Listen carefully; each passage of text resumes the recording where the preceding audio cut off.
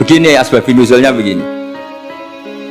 Wal muhsanatu minan nisa yang awal juz 5 itu ya kita santai aja. Yang awal juz 5 itu sebetulnya maktuf diatafkan pada ayat hurrimat alaikum ummahatukum wa banatukum wa akhwatukum wa ammatukum wa kholatukum wa banatul akhi wa banatul ukhti. Jadi perempuan yang haram dinikah itu ada 7 yang faktor nasab, yaitu siapa? Ibu, putri, saudara putri, bulik dari bapak, amah itu bulik dari bapak, kholah itu bulik dari ibu, keponakan dari saudara lelaki, keponakan dari saudara perempuan. Ini disebut haram karena nasab, nasab gen.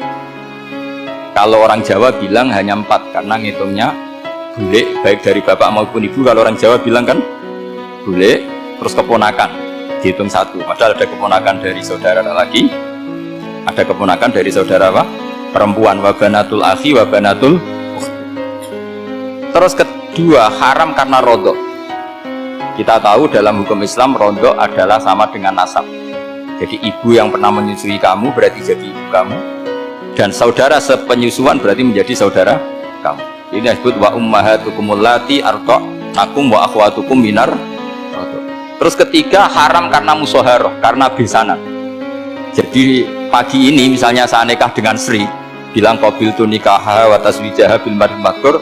Setelah nikah dengan Sri ini otomatis ibunya dia menjadi mertua, otomatis haram saya apa? Nikah. Ini namanya haram karena musoh.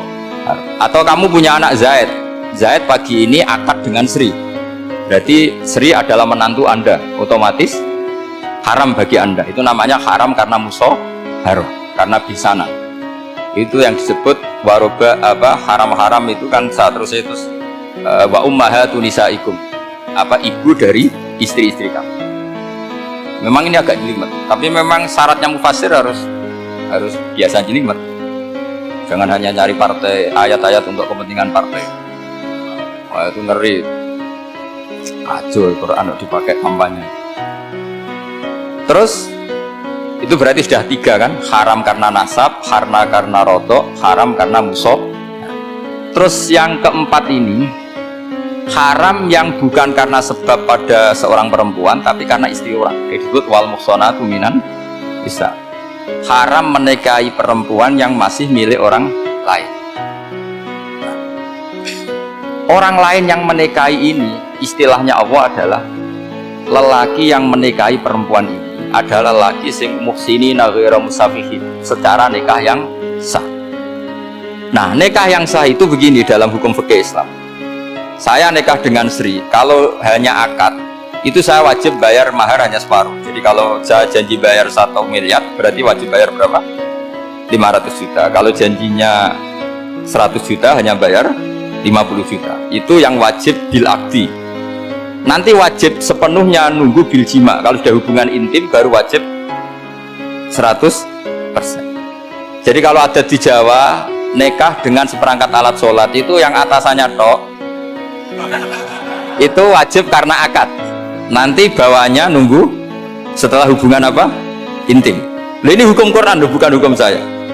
Makanya kan wa in talaqtumuhunna min qabli an tamassuhunna, saat terus fanis suma faradtum, hanya wajib bayar setengah. Nah, perempuan yang sudah diajak hubungan intim itu kata Allah fa'atuhunna ujurahun, maka wajib kamu bayar Jadi ayat itu tentang perempuan yang sudah dinikah, kita harus bayar berapa? Harus bayar penuh.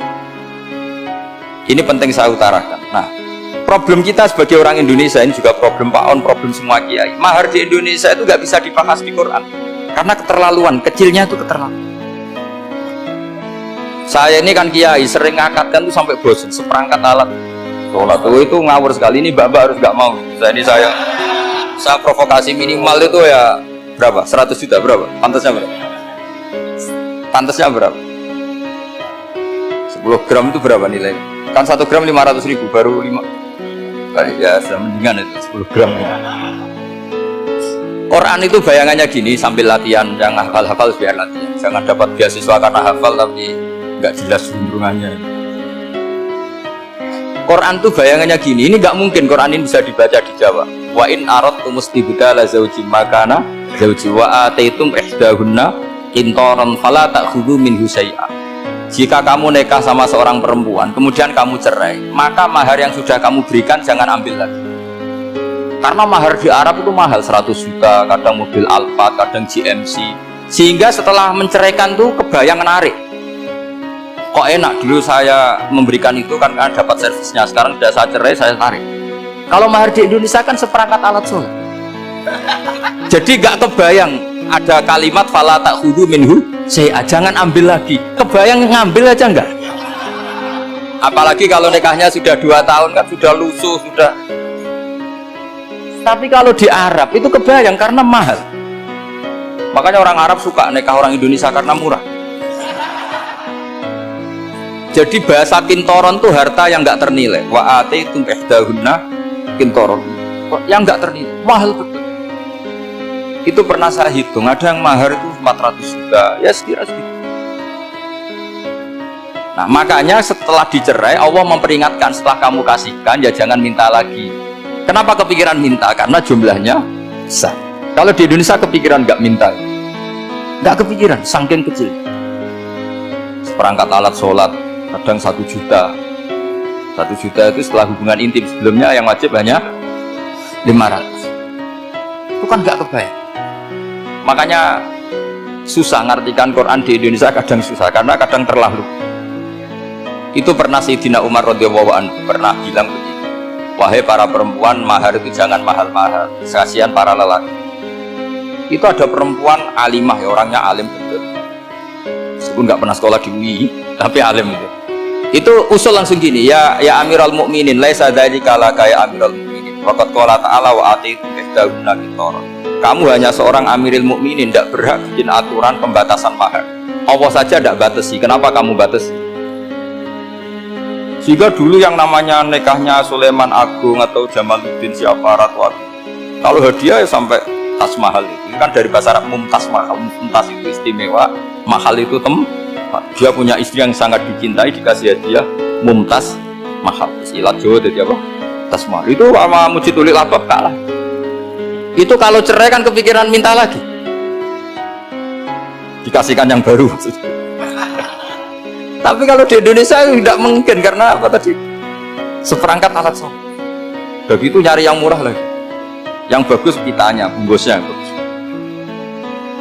Nah, maka nggak mungkin kita maknani Quran tanpa mengenal yang bernama asbabin.